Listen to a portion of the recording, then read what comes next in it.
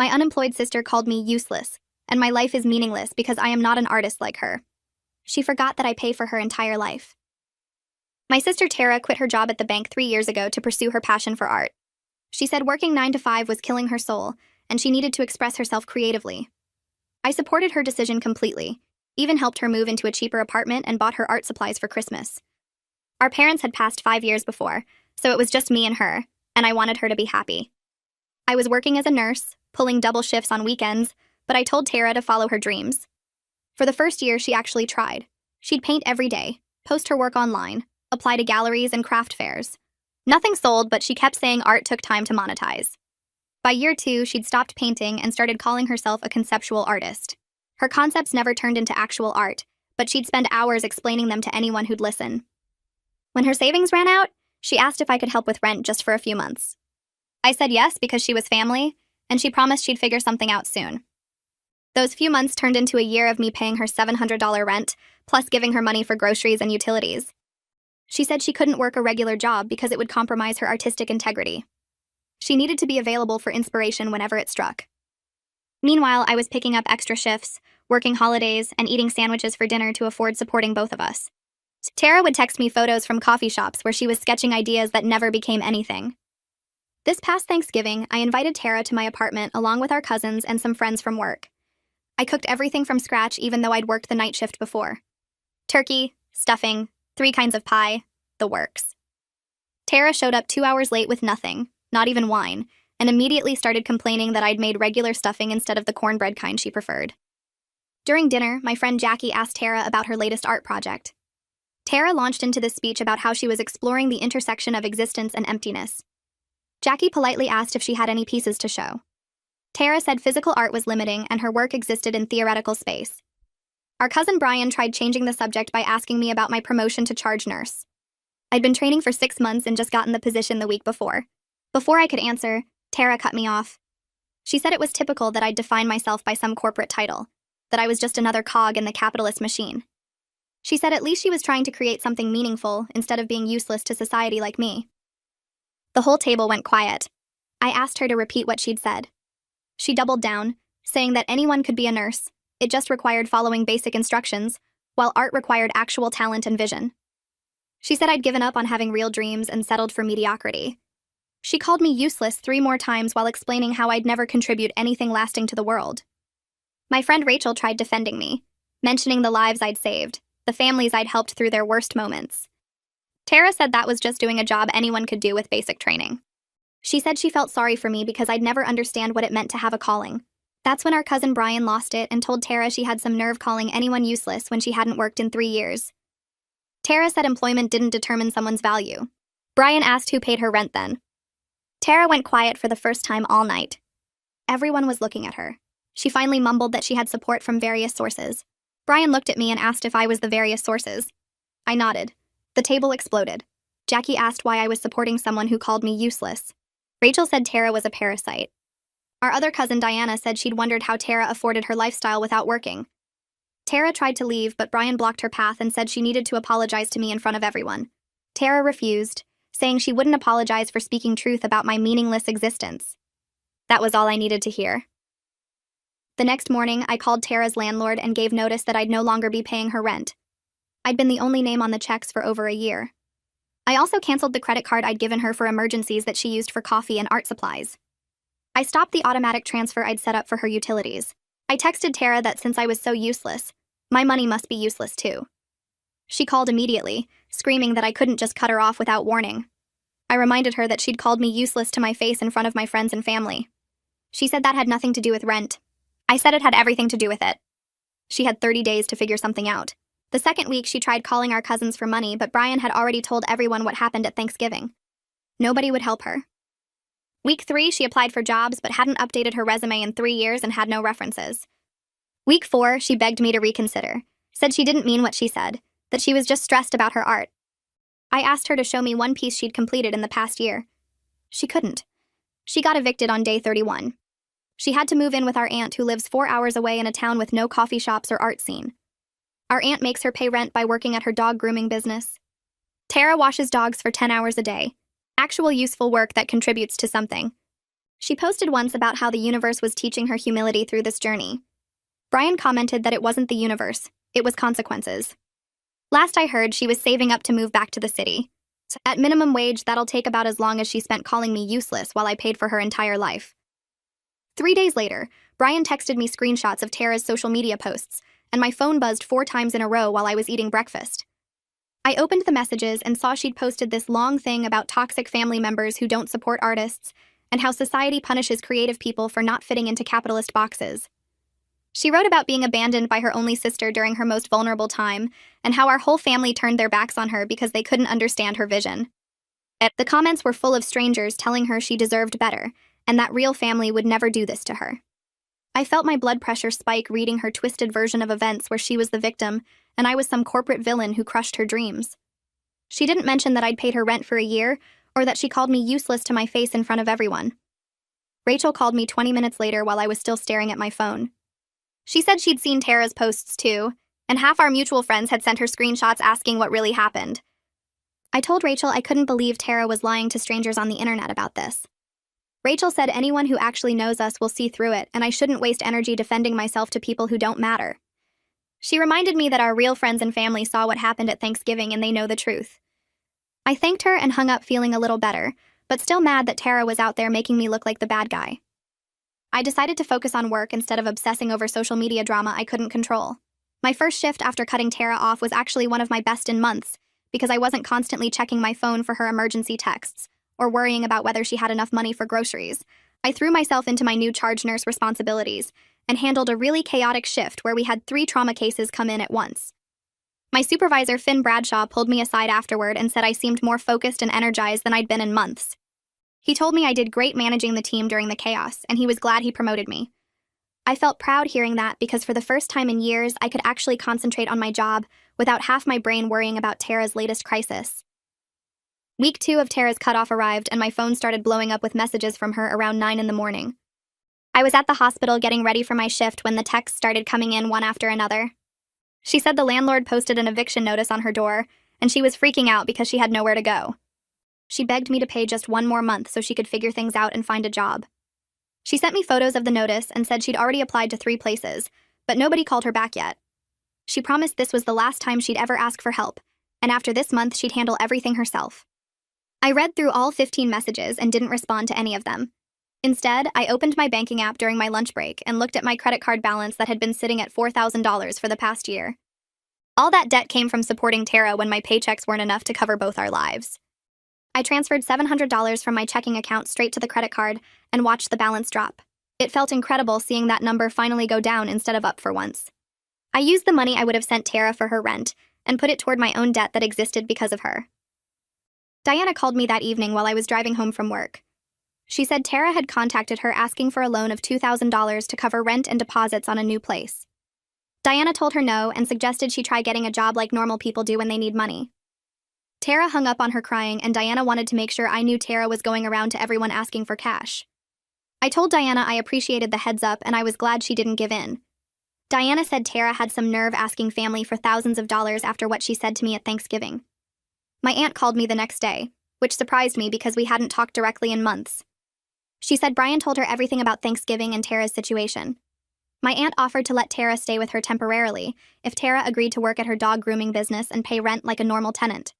She lives 4 hours away in a small town with no art scene or fancy coffee shops. I thanked my aunt for the offer but told her this was Tara's problem to solve now, and I wasn't going to fix it for her anymore.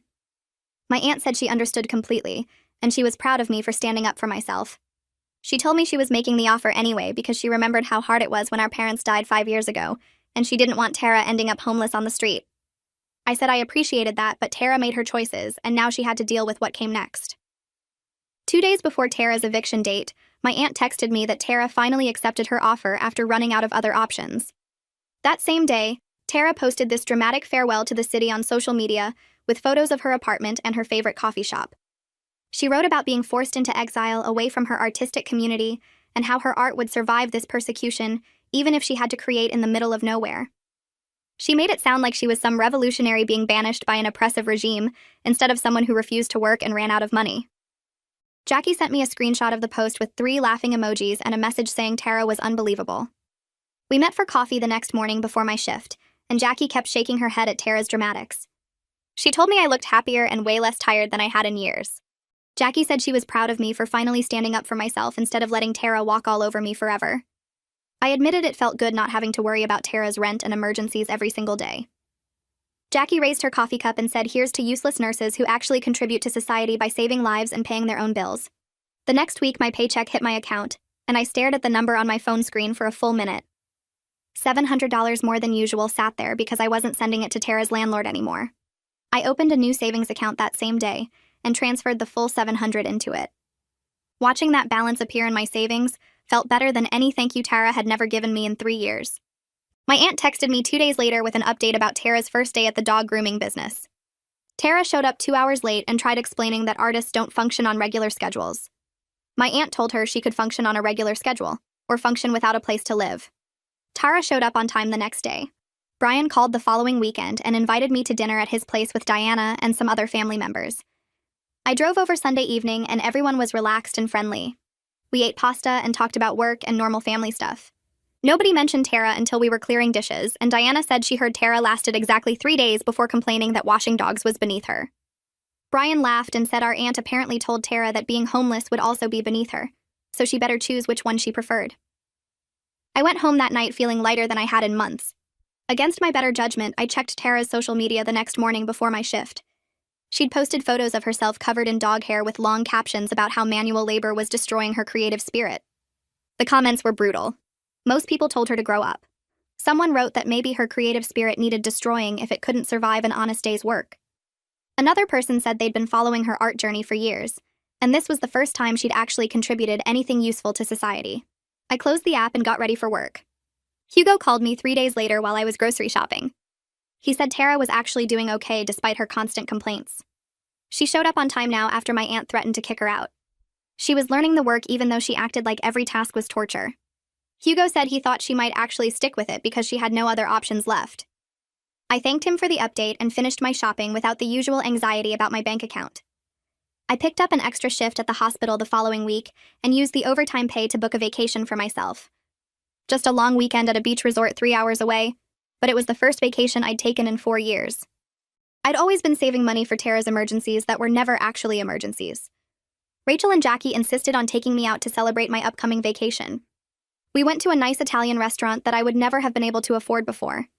I ordered an expensive entree without checking the price first, and didn't feel guilty about spending money on myself for once. Jackie raised her wine glass and said I deserved this after years of supporting someone who never appreciated it. My phone buzzed at 2 in the morning 3 days before my vacation. Tara had sent me a long text message. She said she'd been thinking about what she said at Thanksgiving, and she realized now how hurtful it was. She wanted to explain that she was just scared about her future and took it out on me. She said she was sorry and she hoped I could understand where she was coming from. I read the message 3 times and then set my phone down without responding. Jackie had told me that apologizing only after facing consequences isn't the same as being genuinely sorry. I thought she was right about that. My aunt called the next week to update me that Tara had been working for a month now and actually seemed to be settling in. She was making friends with the other groomer and had stopped complaining about the early morning schedule. My aunt said Tara even volunteered to work extra hours last weekend. I thanked my aunt for letting me know and told her I appreciated everything she was doing for Tara. After we hung up, I looked at my savings account balance again. Almost $1,500 saved in just over a month. I was building something for myself instead of pouring money into Tara's refusal to work. The resort was 3 hours down the coast, and I checked in on a Friday afternoon. I spent the first day on the beach with a paperback I'd been meaning to read for months, letting the sun warm my shoulders while waves crashed a few feet away. Nobody knew where I was except Rachel, and she'd promised not to tell anyone. I swam in the ocean, ate dinner at the hotel restaurant without checking the prices, and fell asleep before 9 without setting an alarm.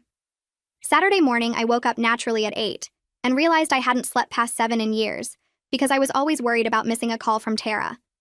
I spent the whole day reading, swimming, and ordering drinks with umbrellas in them.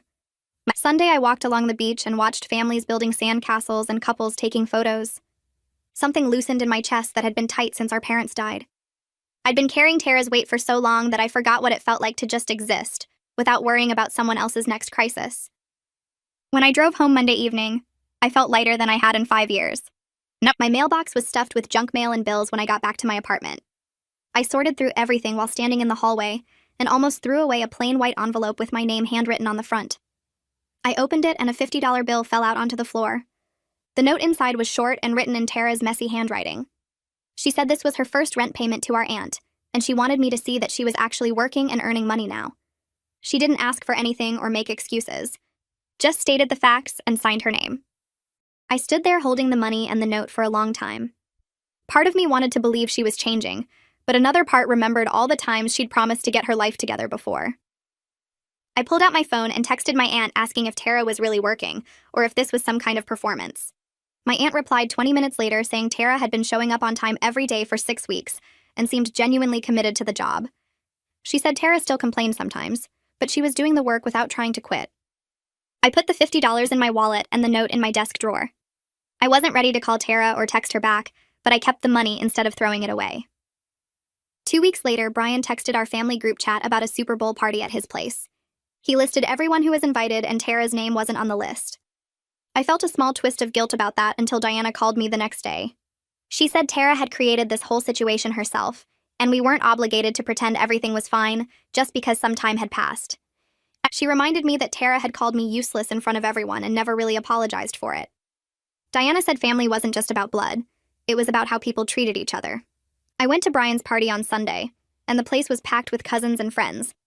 Everyone asked how I was doing, and several people mentioned I looked healthier and less tired than the last time they'd seen me. Jackie hugged me and said I had color in my face again. Rachel brought up my vacation and asked if I'd had fun.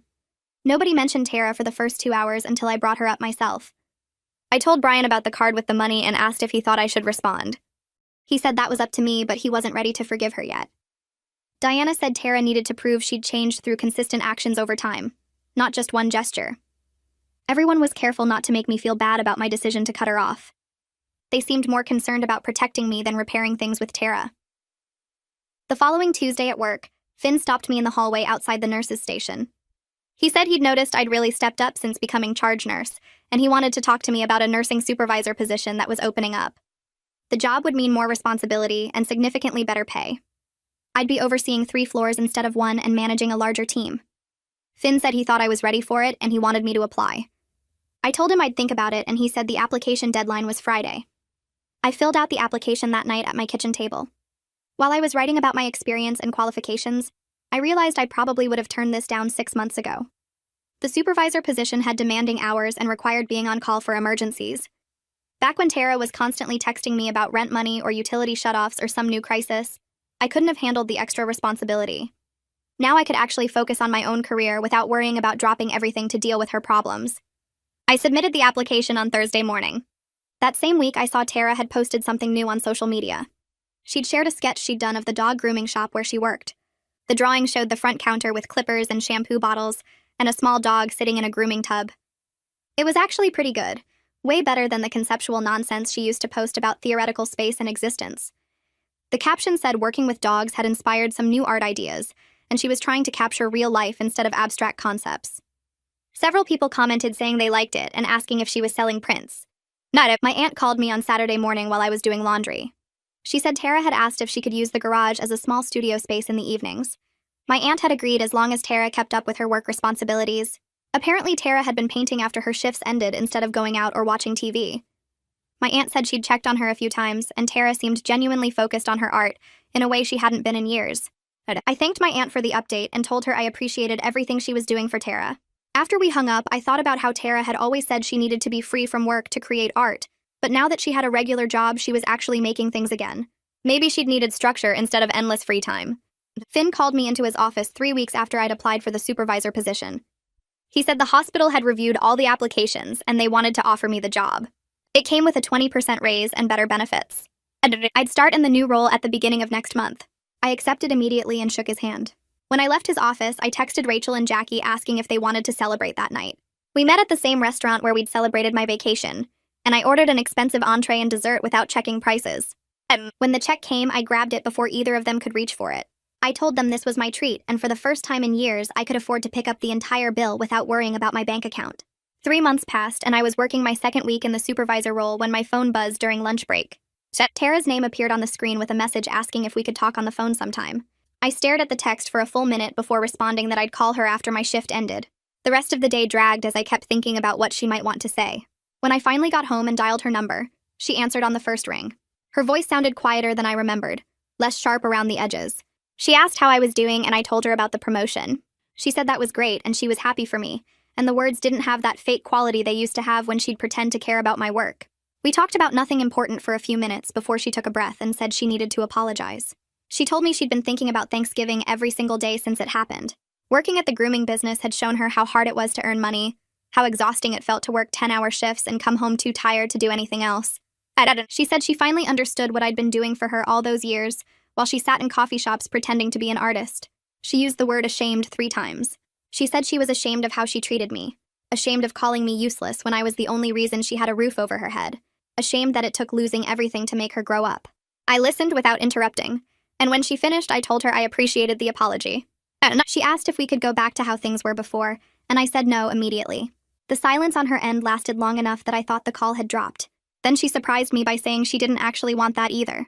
She said she needed to prove to herself that she could take care of her own life before we could have a real relationship as sisters. She asked if we could maybe talk once a week on the phone, and I agreed to that. We hung up after 20 minutes, and I felt something shift inside me. Not forgiveness exactly, but maybe the beginning of it.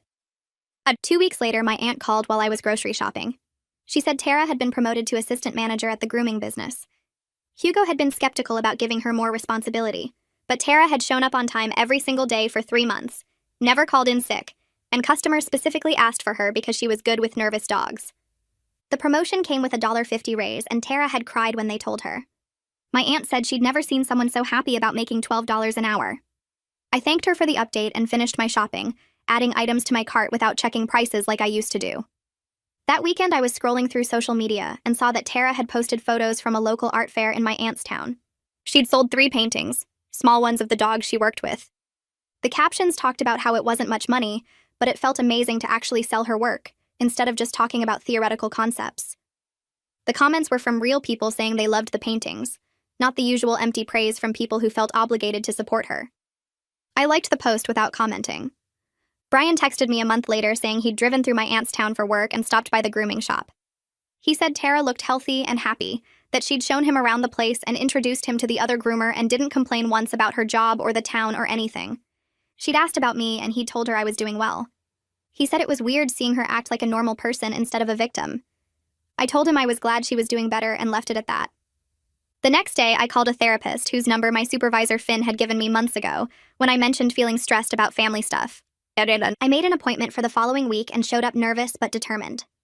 The therapist helped me work through my feelings about supporting Tara and where the line was between helping family and enabling bad behavior. She said what I did for Tara came from love, but it had hurt both of us in the end. Tara never learned to take care of herself, and I never learned that it was okay to put my own needs first sometimes. We scheduled weekly sessions, and I left feeling like maybe I could figure out how to have healthy relationships instead of just giving people whatever they wanted. 4 months after Thanksgiving, Tara texted me photos of an apartment.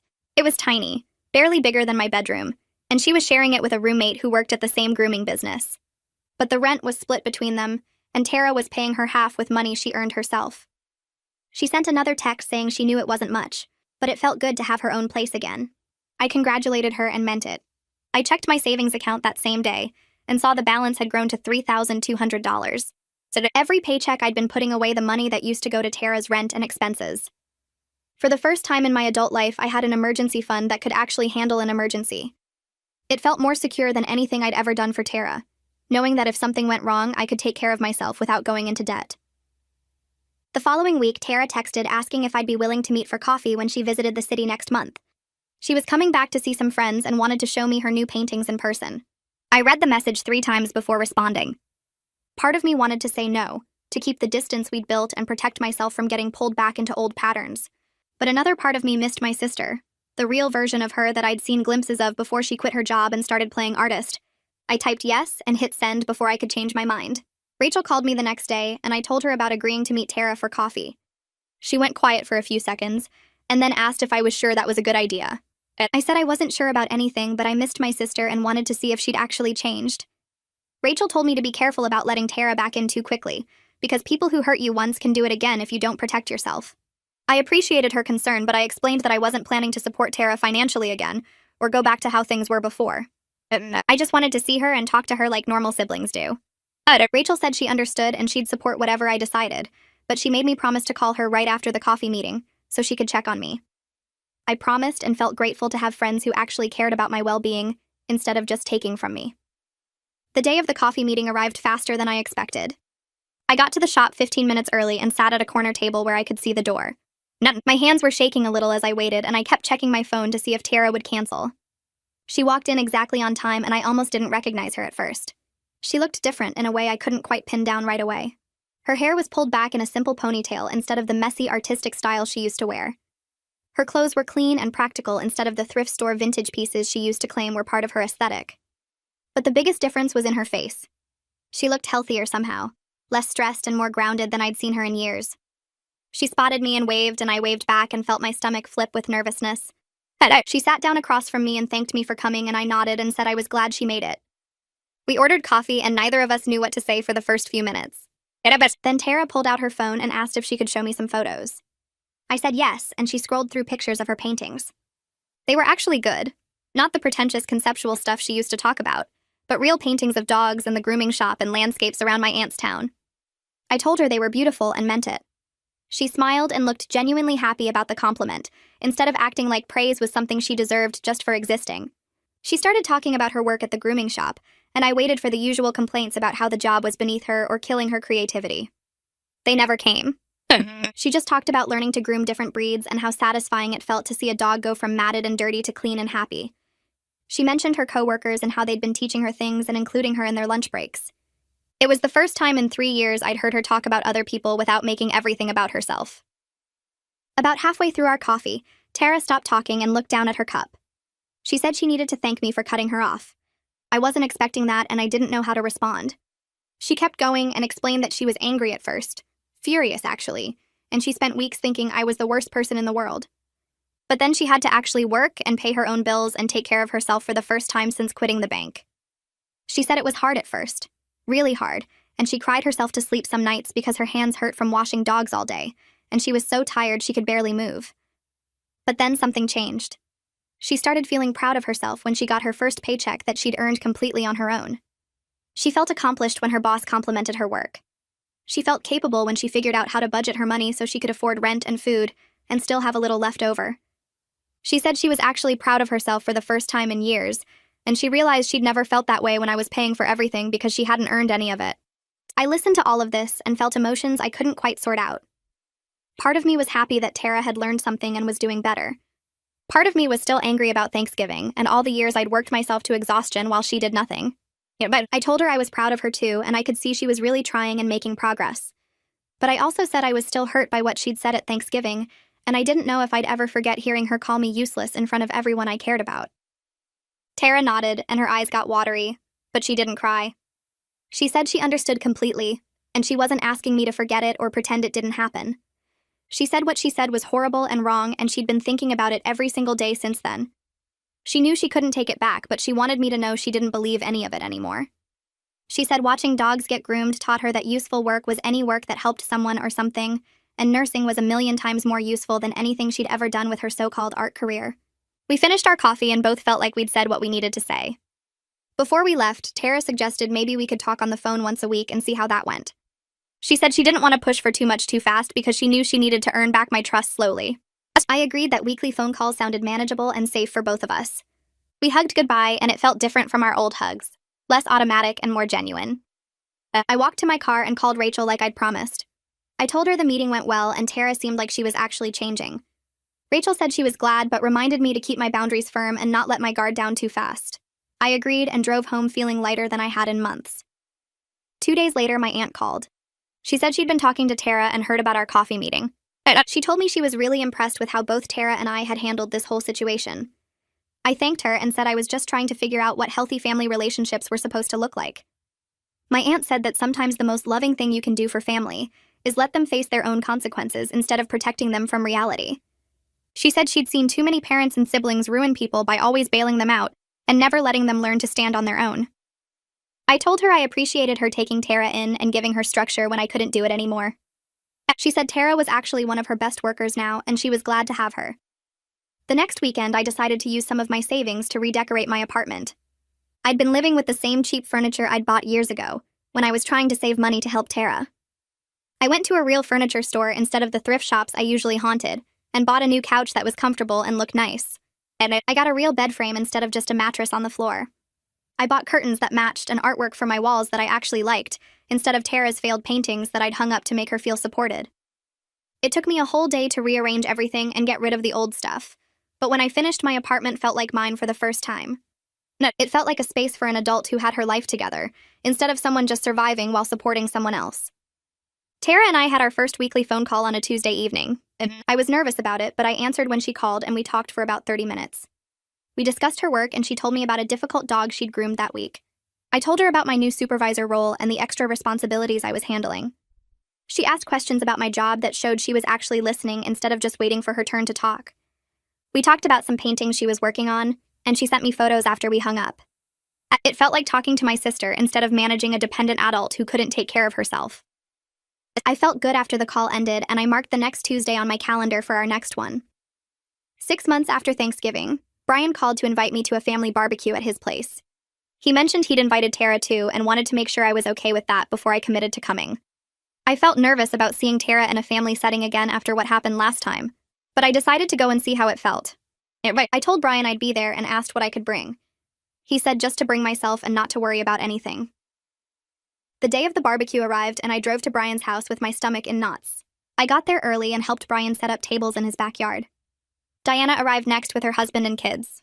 Jackie came too since she'd become friends with our whole family after the Thanksgiving disaster. Tara showed up right on time carrying a wrapped package. She greeted everyone politely and gave Brian the package. He opened it and pulled out a painting of his house that Tara had done from a photo on his social media.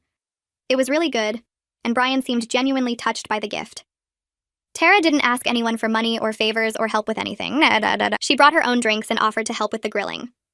I watched our cousins relax around her as the afternoon went on. Diana actually laughed at something Tara said about a difficult customer at the grooming shop. Brian asked her about her art, and she showed him photos on her phone without any of the pretentious explanations she used to give. She talked about her paintings like they were a hobby she enjoyed, instead of some grand artistic calling that made her better than everyone else. I sat in a lawn chair with my beer and watched my sister interact with our family like a normal person, and felt something shift inside me that I couldn't quite name yet. Diana walked over to where I was sitting and asked if she could talk to me for a minute. We moved away from the grill to a quieter corner of the yard near Brian's fence. She put her hand on my arm and told me she was really glad I'd stuck to my boundaries with Tara, because it clearly worked. She said Tara seemed like a completely different person now, not the entitled artist who'd shown up to Thanksgiving. Diana said she thought we might actually get our real sister back, the one who existed before she quit her job and decided regular work was beneath her. I nodded and told Diana I was starting to see that too, but I was still being careful about trusting it.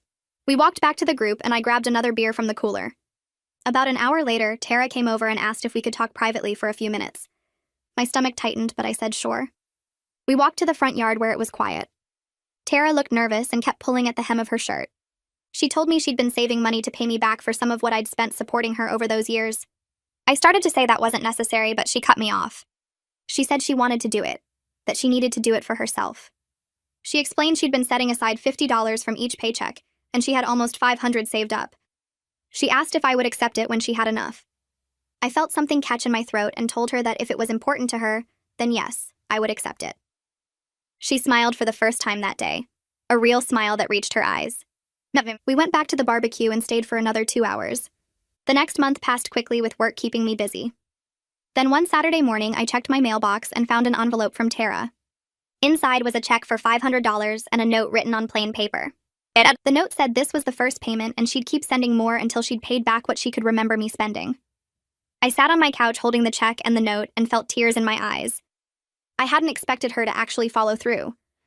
I deposited the check into my savings account that afternoon, and it felt different from any other deposit I'd made. The following Tuesday, I had my regular therapy session. I told my therapist about the check and about seeing Tara at the barbecue. My therapist helped me work through the fact that Tara was actually changing and following through on her promises. She reminded me that I could trust Tara slowly while still maintaining the boundaries that protected my own well-being.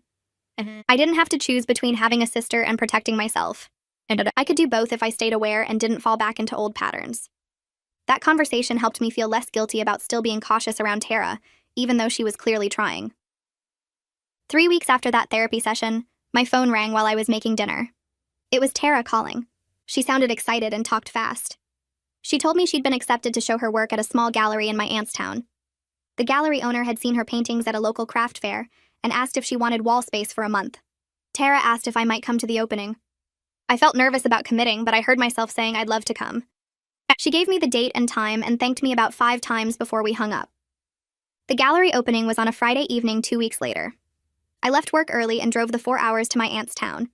The gallery was small, just one room in an old building downtown, but it was clean and well lit. Tara's paintings covered one entire wall. I walked slowly along the wall looking at each piece. The paintings were beautiful and real, actual landscapes and still life studies, not the pretentious conceptual stuff she used to talk about. She'd painted the grooming shop, the street where my aunt lived, a sunset over the small park in town. The work was good, genuinely good, and I felt proud of her. Other people filled the gallery, looking at all the artists' work. I watched 3 different people put red sold stickers on Tara's paintings. She was standing across the room talking to someone, and when she saw me, she waved. A few minutes later, she came over with 2 people. She introduced them as friends from the grooming shop, and then introduced me as her sister who had supported her through some tough times. She didn't mention the fight or me cutting her off or any of the bad parts. She just expressed real gratitude for my past help and moved on to talking about the paintings. Her friends were nice and normal and seemed to genuinely like Tara. After they walked away, my aunt appeared next to me. She pulled me aside near the gallery entrance and told me she was proud of both of us. She said Tara had become one of her best employees at the grooming business and a good tenant who paid rent on time. She said she thought our relationship was healthier now than it had been in years, maybe healthier than it had ever been. I hugged my aunt and thanked her for giving Tara a place to land when I couldn't do it anymore. The gallery opening ended around 9. Tara asked if I wanted to grab dinner, and I said yes. We went to a small restaurant 2 blocks away and got a table in the back. For the first time in years, we talked honestly about everything. We talked about the past 3 years and how we'd both made mistakes. I told her I should have set boundaries earlier instead of letting resentment build up. She said she'd been scared to work because she thought getting a regular job meant giving up on her dreams forever. We agreed that what happened at Thanksgiving was awful and painful, but probably necessary. Neither of us would have changed without it. After we'd talked through most of dinner, I looked at her across the table and told her I forgave her for what she'd said that night. She got quiet, and then told me she forgave herself for wasting 3 years being too scared to work. We both started crying a little, but it felt like relief instead of sadness. We paid the check and walked back to the gallery to get our cars. I drove back to the city that night feeling lighter than I had in months. 8 months passed and everything changed between us. Tara and I talked every Sunday night. Real conversations where we both shared what was happening in our lives without drama or resentment. She told me about the dogs she groomed and the paintings she worked on after her shifts, and I told her about my patients and the new procedures I was learning as a supervisor. Once a month, I drove to visit her, or she came back to the city to see me. We'd get coffee or walk through parks, or just sit in my apartment watching movies like we used to before everything fell apart. The difference now was that neither of us needed anything from the other except company. She paid her own bills and I kept my own money, and we were finally just sisters again instead of me being her bank account. My aunt told me Tara had become her most reliable employee and was training new groomers on the weekends for extra pay. Brian mentioned he'd seen her at a family barbecue, and she seemed genuinely happy instead of performing happiness while secretly miserable. One Tuesday afternoon, a package arrived at my apartment with Tara's return address on it. Inside was a canvas wrapped in brown paper and a note saying she'd painted something for me. I unwrapped it carefully and found a portrait of 2 women standing back to back, both facing forward with their arms crossed and strong expressions on their faces. One wore scrubs and the other had paint stains on her shirt. The resemblance to us was clear but not exact, more like an impression of who we'd become than who we looked like. At midnight, I hung it in my living room above the couch where I could see it every time I walked in the door. Work kept getting better as I settled into my supervisor role. My savings account hit $5,000, and I started looking at buying a small condo instead of renting forever. I picked up hobbies I'd abandoned years ago because I was too tired from working extra shifts to afford Tara's life. Rachel and Jackie noticed I smiled more and stopped apologizing for things that weren't my fault. Tara posted photos of her paintings selling at local galleries and art fairs, actual sales with actual money that she earned from work she created. She moved into a better apartment with a roommate who also worked at the grooming business. My aunt said Tara talked about maybe going back to the school part-time to study business, so she could eventually open her own grooming shop with an art studio attached.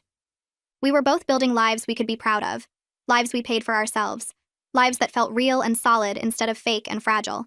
Our relationship worked now because we both took care of ourselves first, instead of me taking care of both of us while she took care of nothing.